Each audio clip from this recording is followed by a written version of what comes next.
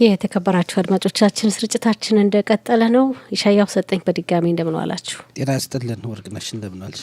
በናንን እግዚአብሔር የተመሰገነ ይሁን ብለን ነው ምላሻችን እንደ ባህላችንና እግዚአብሔር በጦርነት ላይ ነው ያለነው። እንግዲህ እግዚአብሔር ይጠብቅ።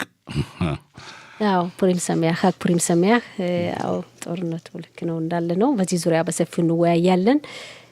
ወደ ወቅታዊ ዘገባ ስናልፍ እንግዲህ የእስራኤል መከላከያ ኃይል አሁን በሁለት አቅጣጫ ያው ጠላትን እየመከተ እየተዋጋ ነው ያለው።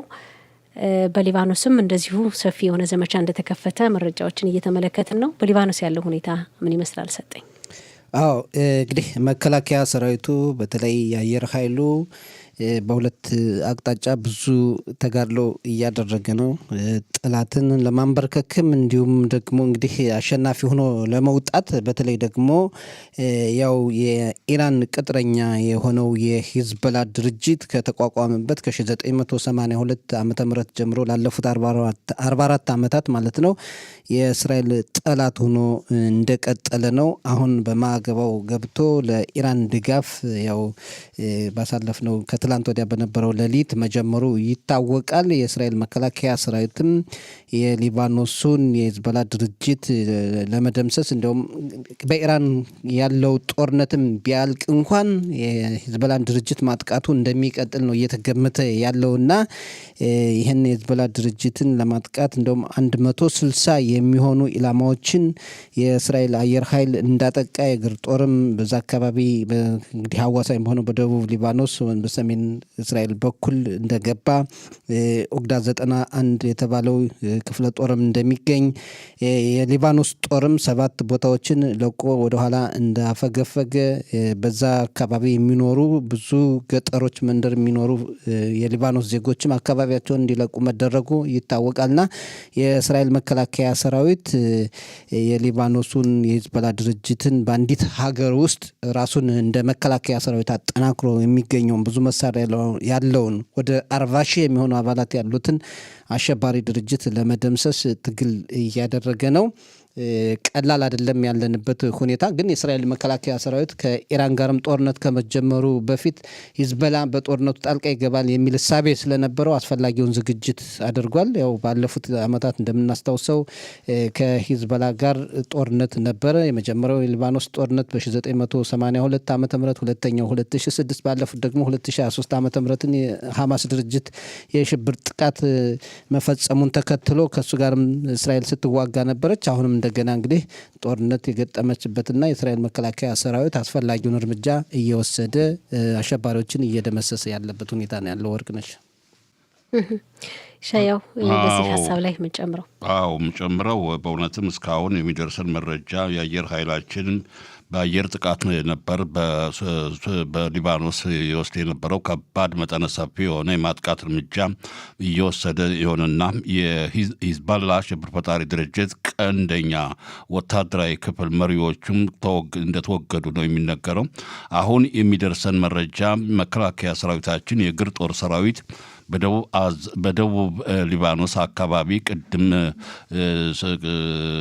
ሰጠኝ እንዳለው በዛ አካባቢ በደቡብ ከእስራኤል አዋሳኝ ድንበር በቅርብ ርቀት የሚገኙ ሰፈር ነዋሪዎች እንዲለቁ እየተደረገና የመከላከያ ሰራዊታችን የእግር ጦር ሰራዊት እንቅስቃሴ እያደረገ ስለሆነና አንድ ወታደር በእስራኤል አስተዳደር ስር የሆነ ቀጠና ለመቋቋም በእስራኤል አስተዳደር ስር እንዲሆን መከላከያ ሰራዊት ተጠናክሮ እየሰራ እየተዋጋ ነው የሚገኘው። ለምን በቅርብ ርቀት ሆኖ ደግሞ እንግዲህ በእስራኤል በሰሜን እስራኤል በሊባኖስ ድንበር በቅርብ ርቀት የሚገኙ የሰሜን ክፍል ነዋሪ እስራኤላውያን በምንም ታምር ሰፈራቸውን በፊቱ እንደነበረው መልቀቅ የለባቸውም እያሉ ነው የከፍተኛ ባለስልጣናት። በዚህ የምድር ጦር ሰራዊቱ እስካሁን በአየር ጥቃት የሚል ዜና ነበረ።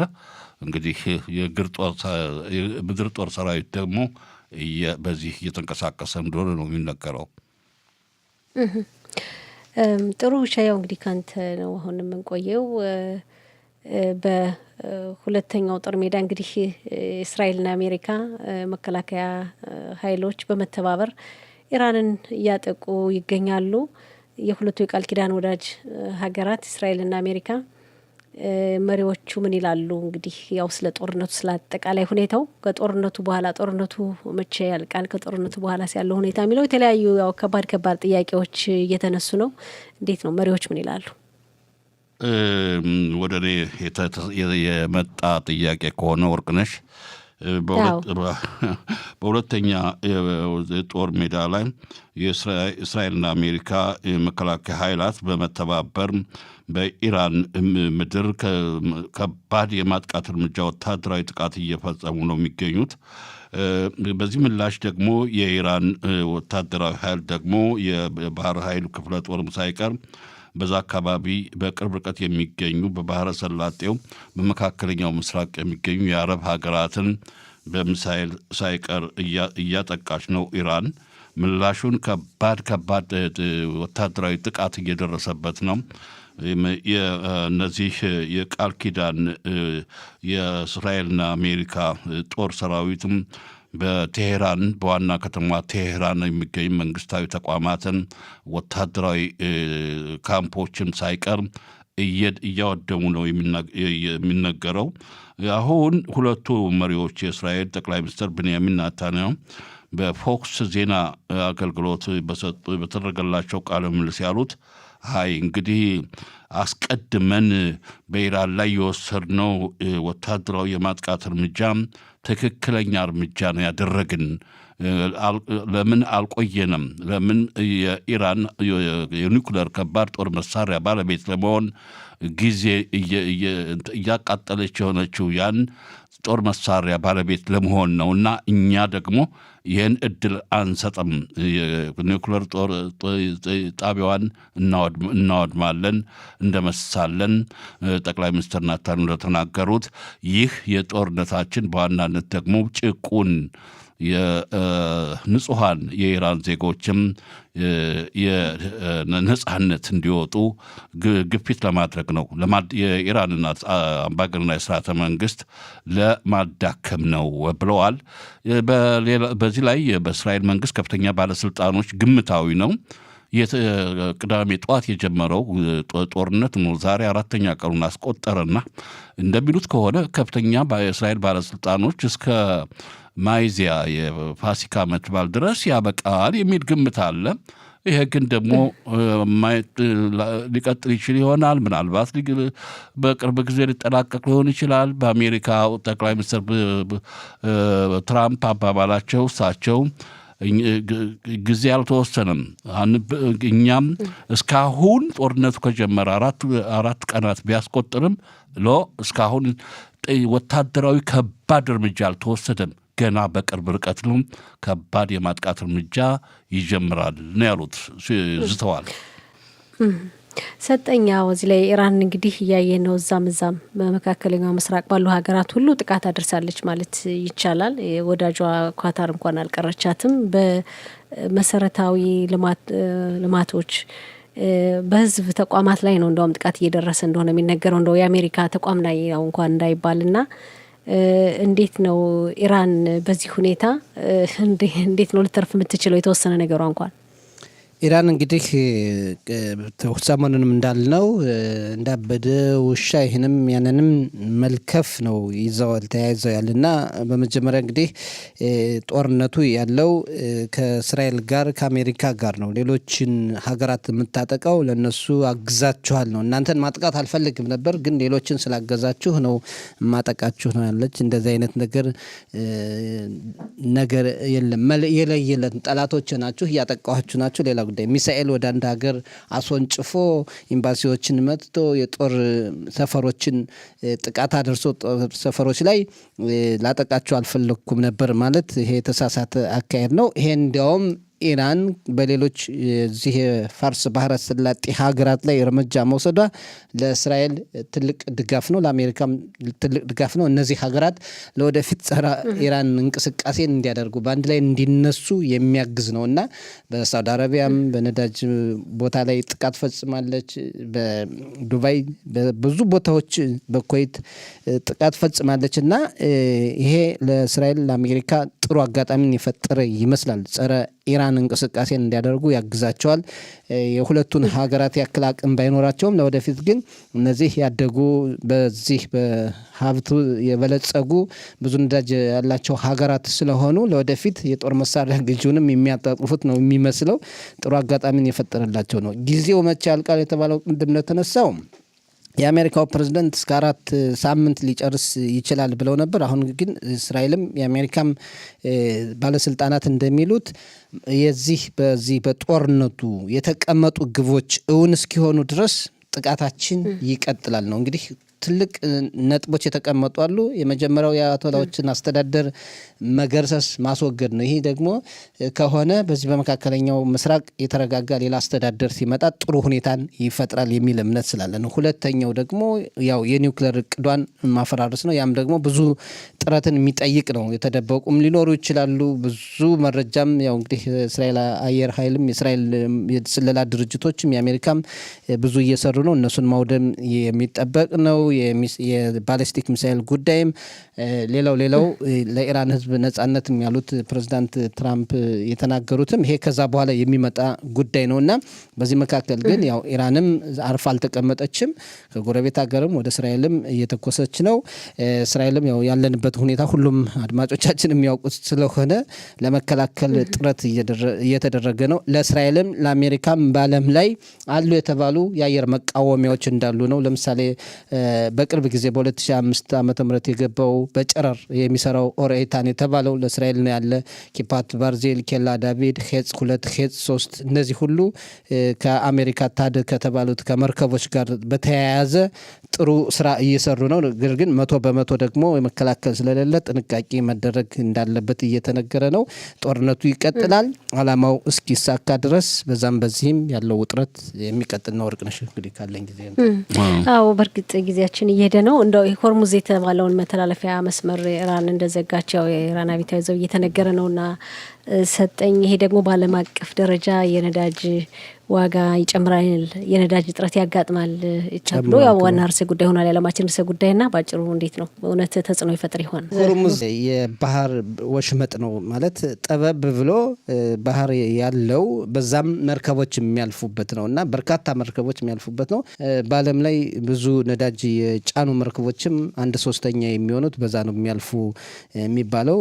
እንግዲህ ያው ኢራን ስለተቆጣች ያንን አካባቢ እንደዘጋች ተናግራለች። ይሄ ደግሞ በነዳጅ ምርት ላይ ያው እንግዲህ ድፍድፍ ዘይቱ አልፎ ድፍድፍ ነዳጁ ወደ ሌላ ሀገር ተላልፎ ማጣራት ካልተደረገ የዋጋ ጭማሪ ማድረጉ አይቀርም። አሁን የዋጋ ጭማሪ እየታየ ነው በነዳጅ ላይ እና በኢኮኖሚ ላይ ጦርነት በጣም ከፍተኛ ጉዳት እንደሚያደርስ ምንም ጥርጥር የለውም። የአየር በረራዎች በርካታ በዚህ በመካከለኛው ምስራቅ ቆመዋል እንዳሉ የአየር በረራዎች። እንደገና ደግሞ የሆርሙዝ የባህር ወሽመጥ መዘጋቱ ደግሞ በነዳጅ ምርት ላይ አሁን ዋጋ የመጨመር ሁኔታ እያሳየ ነው። ኢኮኖሚያዊ ጉዳቱ በጣም ከፍተኛ ነው። ቀናት በቀጠሉ ቁጥር ያው ጉዳቱም ከፍተኛ እየሆነ ነው የሚሄድ። ምናልባት እንግዲህ የአያቶላዎችን አስተዳደር ማዳከም ከተቻለ አሜሪካ እንዳለችው ደግሞ የባህር ኃይሉን በዛ አካባቢ የሚቆጣጠረውን ኢራንን ጉዳይ አስመጠናቸዋል፣ ብዙ መርከቦችን እርምጃ ወስደንባቸዋል ስላሉ በዛ ጉዳይ ውጤት ከመጣ የኢራን ኃይል በተዳከመ ቁጥር የሆርሙዝ ወሽመጥም ነፃ ሊሆንበት የሚችል ነው። ቀናት ግን የሚፈርዱት ነው። ነገር ግን አሁንም ኢራን መናቅ የሌለባት ነው። ብዙ ኃይል አላት፣ ብዙ ጉዳት ማድረስ የምችል እናቱ በዛም በዚህም ቦታ ለዚህ የሚጨምረው ነገር የሚጨምረው ነገር የሚጨምረው አለ። መረጃ ጦርነት ላይ ሆነን ብዙ መረጃ አለ። እንደ ጋዜጠኛ አይደለም እንዴ አሁን ያለው በሆርሙዝ ወሽመጥ ባህር በዓለም አቀፍ የነዳጅ ዘይት ቀደም ሲል እንደተገለጸው በጣም ቁልፍ የሆነ የመርከቦች የንግድ መርከቦች መተላለፊያ መስመር ስለሆነ ይህን ለመዝጋት የኢራን መከላከያ ሰራዊትም ዘግቻለሁ ያንን መስመር ይላል። ግን በአካባቢው የሚገኘው የአሜሪካ የባህር ኃይልና ቦምብ ጣይ አውሮፕላኖች በዛ አካባቢ የሚንሳፈፉትን የኢራንን የጦር መርከቦች እያሰጠሙ ባህር እየመቱ እየደመሰሷቸው ነው የሚገኘውና ይህን እንዳይዘጉ ኢራኖች እንዳይዘጉ ከፍተኛ እርምጃ አሜሪካ እየወሰደች ነው የሚደርሰን መረጃ የሚያመለክተው። እንግዲህ ይህን ይመስላል ከብዙ በጥቂቱ። ጥሩ እናመሰግናለን። ወደሚቀጥለው ዝግጅት እንለፍ።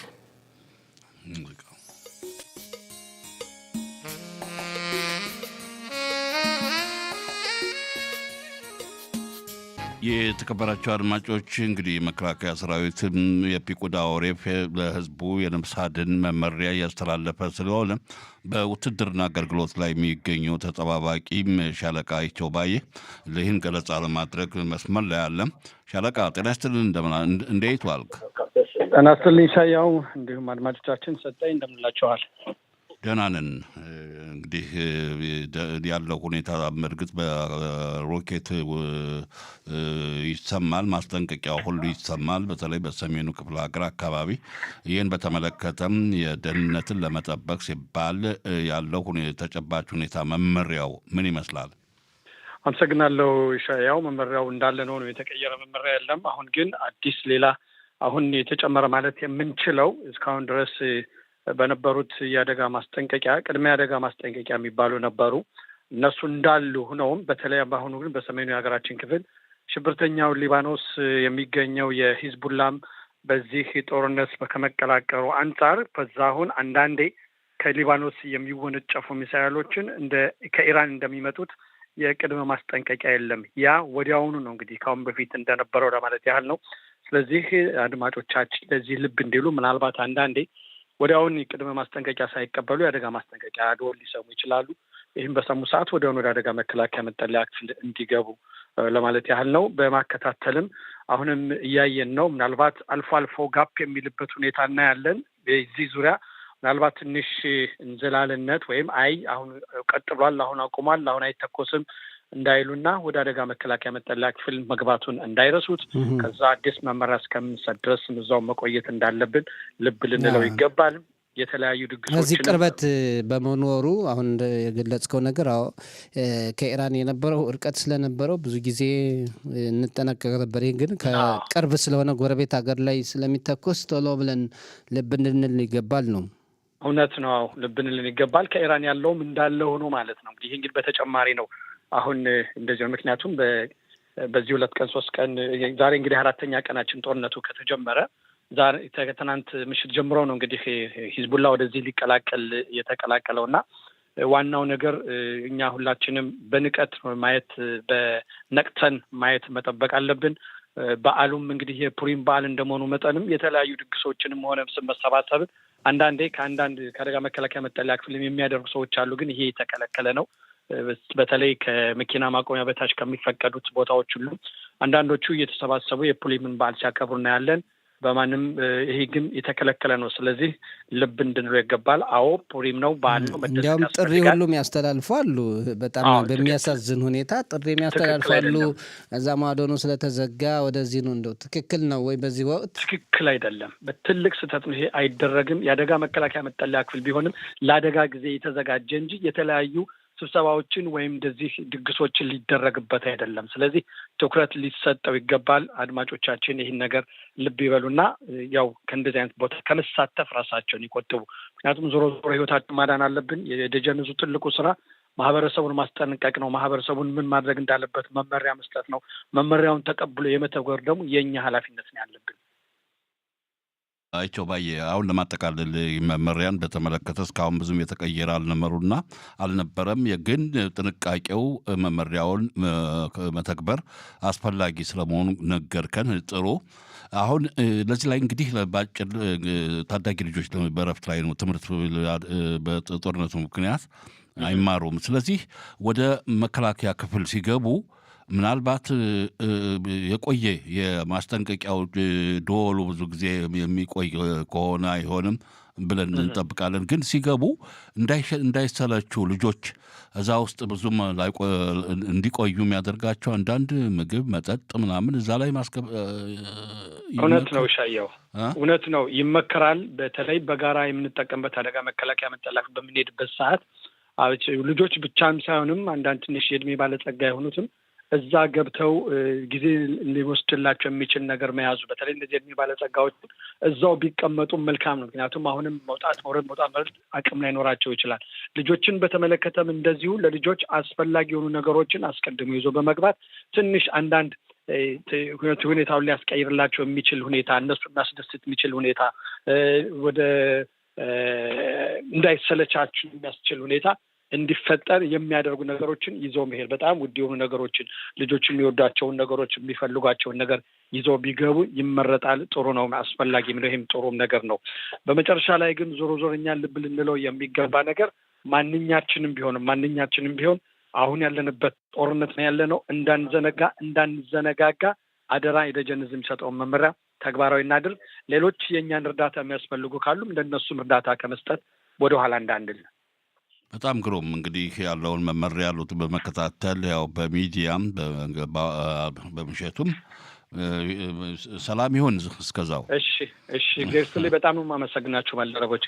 ኦኬ ደህና ቆይታ እንግዲህ